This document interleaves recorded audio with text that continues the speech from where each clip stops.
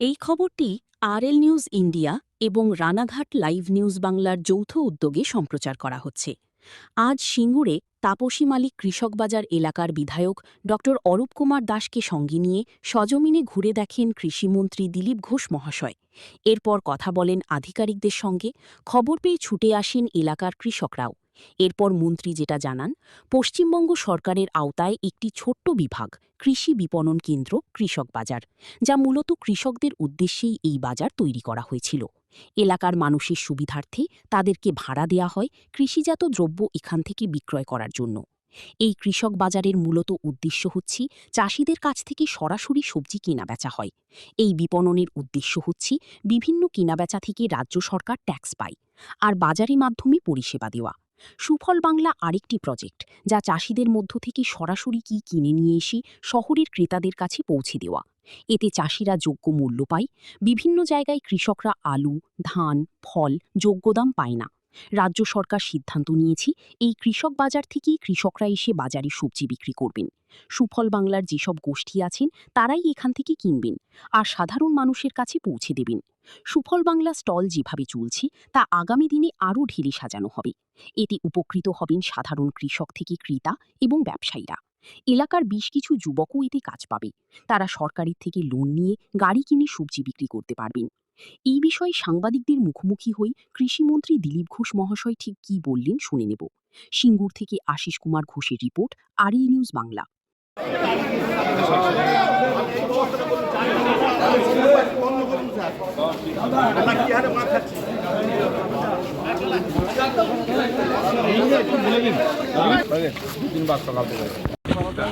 বলছিলাম দাদা, সুফল বাংলা মাধ্যমে গ্রামাঞ্চলের কৃষকদের বিরাট পরিমাণ উৎপাদিত ফসল শহর অঞ্চলের বিভিন্ন জায়গায় ছড়িয়ে পড়ে। তো এই যে সুফল বাংলাকে এটাকে আরও নতুনভাবে বিস্তারের জন্য কী কী ব্যবস্থা? সুফল বাংলা ব্র্যান্ড হচ্ছে এই জন্য যে চাষিদের কাছ থেকে সোজাসুজি পয়সা দিয়ে নিয়ে শহরে সবজি কম দামে পৌঁছে দেওয়া।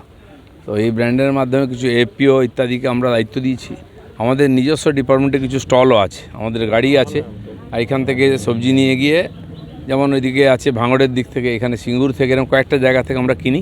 আর শহরে নিজস্ব স্টলে বিক্রি হয়। কিছু এপিওকে কন্ট্রাক্ট দেওয়া হয়েছে, তারাও এখান থেকে নিয়ে গিয়ে বিক্রি করে। এই যে সিঙ্গুরে কৃষক বাজার একটা হাব, এখানে সবজি কেনাকাটা হয়, চাষিরা নিয়ে আসেন। আমরা চেষ্টা করছি গাড়ি নিয়ে পুরো গ্রামে গিয়ে চাষিদের কাছ থেকে ডাইরেক্ট কেনা, যাতে ওদের খরচা ঝামেলা কম হয় আর টাটকা ফসল পাওয়া যায়, নাহলে মাঝখানে কিছু লোক ঢুকে পড়ে। তাই সুফল বাংলা এই যে প্রজেক্ট, একে পুরোপুরি নতুন করে ঢেলে সাজানো হবে, বিস্তারও করা হবে।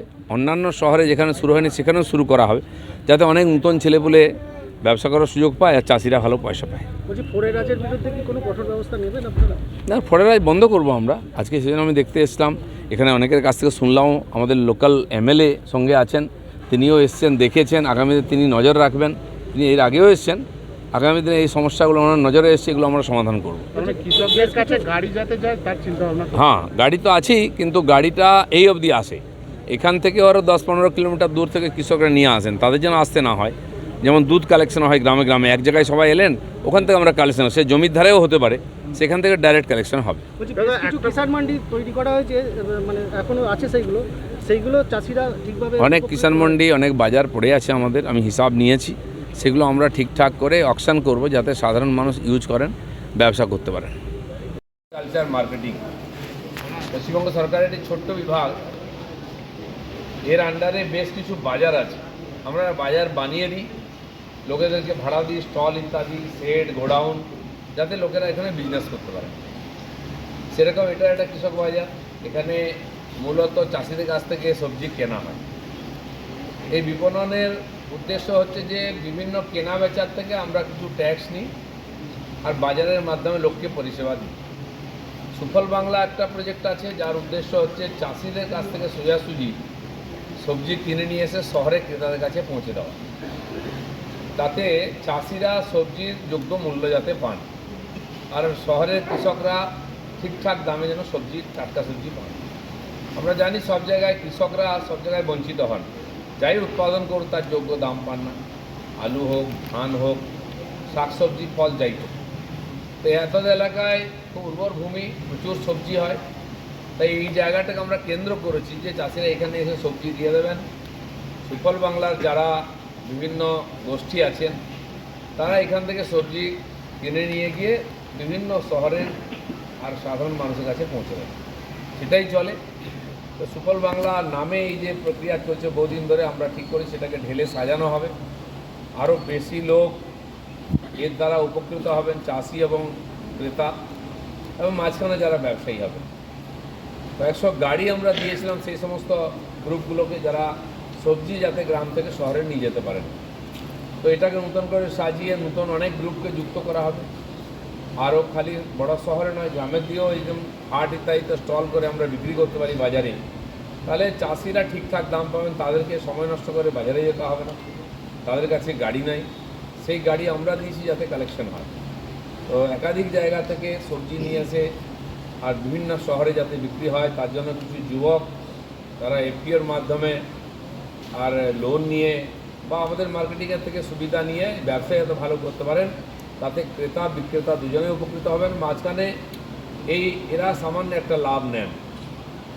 চাষি কোনো জিনিস যদি 10 টাকায় বিক্রি করে, শহরে সেই জিনিস 30 টাকায় বিক্রি হয়। হাত বদল হলেই দাম ডবল বাড়ে। তো আর মাঝখান থেকে চাষিরা যোগ্য মূল্যও পান না, মাঝখান থেকে দালালরা নেয়। সেই জন্য এই বিভাগ থেকে কিছু ব্যবস্থা করা হয়েছে। তো তার একটা বড় সেন্টার এটা, সিঙ্গুর এলাকার সবজি এখান থেকে কেনাকাটা হয়। ইচ্ছা ছিল দেখার, আমি আজকে দেখতে এসেছি এখানে কী কী সুবিধা আছে আর কী কী সুবিধা বাড়ানো যায়।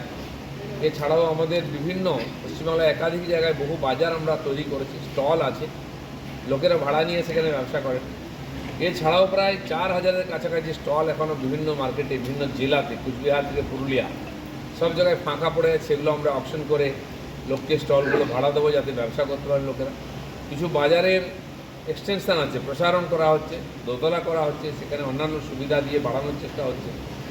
সেখানে কিছু স্টোর তৈরি হবে, এসি এয়ার কন্ডিশন দিয়ে, যাতে সবজি সেখানে জমা রাখা যায়, নষ্ট না হয়, ফল ইত্যাদি রাখা যায়। এই ধরনের অনেকগুলো এবারে আমরা প্রক্রিয়া নিয়েছি, সেগুলো বাজেটেও পাস হয়েছে, আগামী দিনে তৈরি হবে। এই আর বিভাগের কাজের একটু বিস্তার হবে। তো সেই জন্য আজকে আমরা দুটো জায়গা দেখতেও ভেবেছিলাম, কিন্তু যেহেতু দুটো জেলার আমাদের রিভিউর মিটিং আছে পঞ্চায়েতের, সেই জন্য বৈদ্যবাটি আগে গেছিলাম একদিন, আজকে হয়তো যাওয়া হবে না, আর সময় কম, চুচুড়ো যাবো আমরা ওই জেলার মিটিংয়ের জন্য, অফিসাররা চলে গেছে। এই সেন্টারটা আজকে পরিদর্শন করতে এলাম। তার সঙ্গে যারা এখানকার ব্যবসায়ী, চাষি, সাধারণ মানুষ, রাজনৈতিক কর্মী অনেকে এসছেন, আপনাদের সঙ্গেও দেখা হয়ে গেল।